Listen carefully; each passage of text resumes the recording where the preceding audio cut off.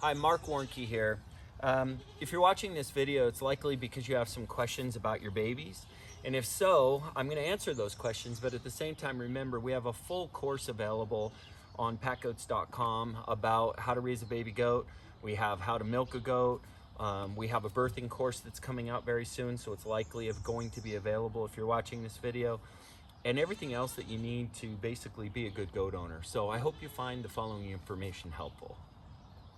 Okay, so if you have a new little bottle baby at home that you've picked up, and you know, I help a lot of people get their baby goats, it's really important that you realize there's three major things you need to be looking for as challenges medically with a young goat that is being transported and deals with the stress of a new environment, the transport itself, new milk, and just the fact that their immune systems get fragile in stress.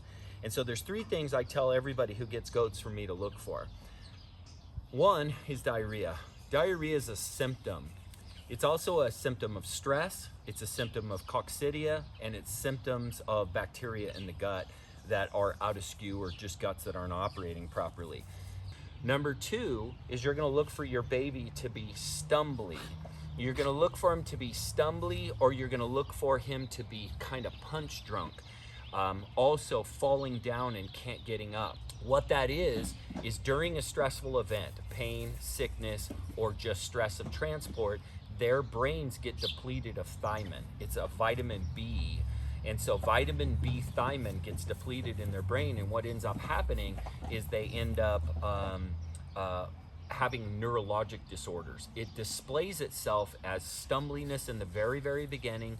And when you recognize that immediately, hey, he's just not acting right, his ears are droopy, he's kind of stumbly, I instantly give them a vitamin B shot, or you can give them vitamin B paste. Vitamin B paste or vitamin B complex are considered kind of a lower dose fix. You do it a couple of times a day, multiple days, and it helps to rejuvenate the thiamine levels in their brain. Now, the last component that I tell people to be aware of with new goats showing up at home, bottle fed, and the things to look out for is number one, diarrhea. Number two is stumbliness. And the last one is baby goats are born during pneumonia season.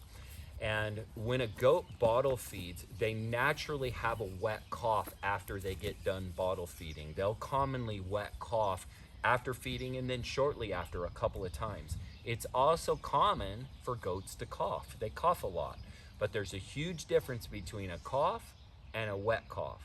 And a wet cough with a baby can be very impactful quite quickly. So you need to always have an ear for your babies. If you come out and somebody's wet coughing, a lot of times I'll pat them on the chest and make sure, and then if they wet cough again, okay, he's got some fluid in his lungs, he's probably pre-pneumonia or close to it. It can be a big killer of babies. And so what you do is you simply inject with a antibiotic. So I hope you find that helpful. Marc Warnke, PackGoats.com.